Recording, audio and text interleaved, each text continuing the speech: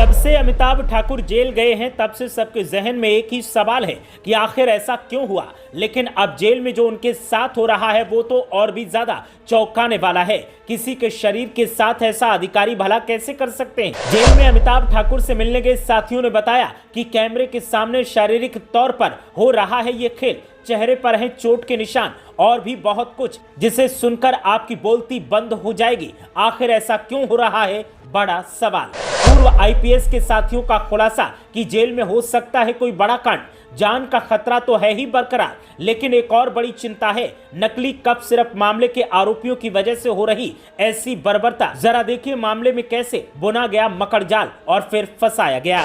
पूर्व आईपीएस अधिकारी अमिताभ ठाकुर की गिरफ्तारी के बाद से लगातार उनकी गिरफ्तारी के पीछे उठे कारणों पर सवाल दागे जा रहे थे कि अब उनकी पार्टी आजाद अधिकार सेना के अधिकारियों ने जेल में जाकर के उनसे मुलाकात की और मुलाकात के बाद कुछ ऐसे सवाल खड़े किए हैं जिन्होंने उत्तर प्रदेश की राजनीति में सनसनी का माहौल बना दिया है और पूरे देश में इन सवालों पर चर्चा हो रही है।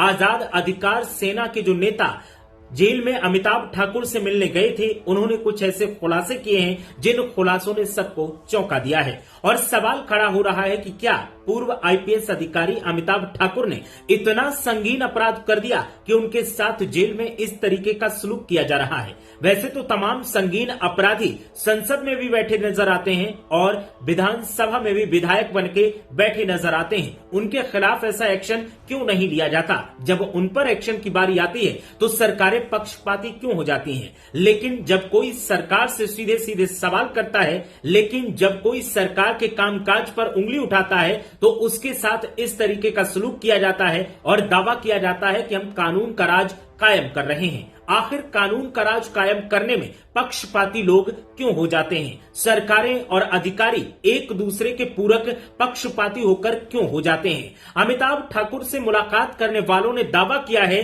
कि शारीरिक तौर पर अमिताभ ठाकुर को जेल में प्रताड़ित किया जा रहा है। उनकी प्राइवेसी को पूरी तरीके से उल्लंघन किया जा रहा है। उनकी प्राइवेसी को पूरी तरीके से तोड़ा जा रहा है। जहां पर उन्हें रखा गया है वहां पर सीसीटीवी कैमरा लगाया गया है। अमिताभ ठाकुर से मुलाकात करने वालों ने बताया कि अमिताभ ठाकुर के चेहरे पर कई निशान देखे गए हैं, जिससे साफ पता चलता है कि मानसिक तौर पर, शारीरिक तौर पर उन्हें चोट पहुंचाई जा रही है। साथ ही उनके साथ मुलाकात करने वालों ने यह भी बताया कि अमिताभ ठाकुर ने आशंका जताई है कि उनके खिलाफ कोई साजिश हो सकती है, उनकी जान को खतरा है। अमिताभ ठाकुर की जिस अंदाज में गिरफ्तारी की गई उस पर भी सवाल खड़े हुए। जिस मामले को लीपापोती करके ढाल पोंछकर दोबारा से उखाड़ा गया है उस पर भी सवाल खड़े हो रहे हैं। और अब अमिताभ ठाकुर से जो उनके साथी मुलाकात करके बाहर आए हैं, उन्होंने जो सवाल उठाए हैं, उन्होंने जो खुलासे किए हैं, उन खुलासों ने भी एक सनसनी का माहौल बना दिया है। और हर तरफ अब एक ही बात कही जा रही है कि आखिर अमिताभ ठाकुर का अपराध क्या इतना संगीन है कि उनके साथ इस तरीके का सलूक किया जा रहा है। साथ ही सवाल पुलिस के उन अधिकारियों पर भी खड़े हो रहे हैं जो एक वक्त में जब अमिताभ ठाकुर अपनी कुर्सी पर विराजमान थे, वर्दी उनके शरीर पर थी, तब सलाम ठोकते थे, लेकिन आज वो उन्हें ठोकरें मार रहे हैं। उनके साथ सरकार के इशारे पर मिलकर गंदा सलूक कर रहे हैं, जैसा कि उनके साथी आरोप लगा रहे हैं। और भी तमाम तरीके की मनमानियां की जा रही हैं। अमिताभ ठाकुर की गिरफ्तारी जिस नाटकीय अंदाज में हुई, उसके बाद तमाम राजनीतिक दलों की तरफ से भी आवाज उठाई गई, जिसमें समाजवादी पार्टी के प्रमुख अखिलेश यादव ने भी सवाल उठाए थे और कहा था कि जब भी सत्ताधारी पार्टी से कोई सवाल करता है, उसकी कामकाज पर उंगली उठाता है और तीखे सवालों का सामना जब सत्ताधारी पार्टी नहीं कर पाती है तो फिर उसके साथ इसी तरीके का सलूक किया जाता है, जिस तरीके का सलूक पूर्व आईपीएस अमिताभ ठाकुर के साथ किया जा रहा है। अमिताभ ठाकुर एक समाज सेवक के तौर पर खुद को प्रेजेंट करते हैं। अमिताभ ठाकुर खुद को जबरिया रिटायर्ड आईपीएस अधिकारी बताते हैं। अमिताभ ठाकुर अक्सर सरकार के सवालों पर सवाल खड़े करते हैं। अमिताभ ठाकुर अक्सर सरकार की कार्यशैली को कटघरे में खड़ा करते हैं। अब उनके साथी जो उनसे जेल में मुलाकात करके आए हैं, उनका यह कहना है कि अमिताभ ठाकुर नकली कफ सिरप मामले में जल्द ही सुप्रीम कोर्ट में एक पिटीशन डालने वाले थे, जिसके लिए वो सबूतों को इकट्ठा कर रहे थे। और अगर ऐसा हो जाता तो सरकार का हाथ जिनके ऊपर है, उन लोगों के नाम सामने आ जाते और नाम सामने आते तो हर तरफ फजीहत होती, थू थू होती। इसीलिए अमिताभ ठाकुर पर शिकंजा कसा गया,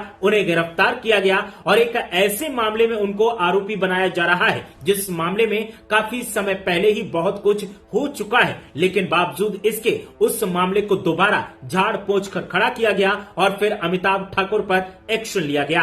ऐसे में सियासी जानकार और तमाम विरोधी दलों के नेताओं का कहना है कि जिस अंदाज में सरकार ने पुराने मामले को झाड़ पोंछकर अमिताभ ठाकुर को जेल भेजा है, क्या सरकार सत्ताधारी पार्टी के साथ शामिल या जिनको संरक्षण मिला है उन अपराधियों के पुराने केसों को निकालकर झाड़ पोंछकर क्या उन्हें भी जेल भेजने का काम करेगी? शायद नहीं, क्योंकि सरकार की इसमें बदनामी होगी और वो सरकार के साथ ही हैं। इसके अलावा और भी तमाम सवाल ऐसे हैं जो दागे जा रहे हैं और इन्हीं सवालों के बीच सबसे बड़ा सवाल यह है कि अमिताभ ठाकुर के साथ ऐसा क्यों किया जा रहा है, किसके इशारे पर किया जा रहा है, किसको बचाने के लिए किया जा रहा है और कब अमिताभ ठाकुर जेल से बाहर आएंगे।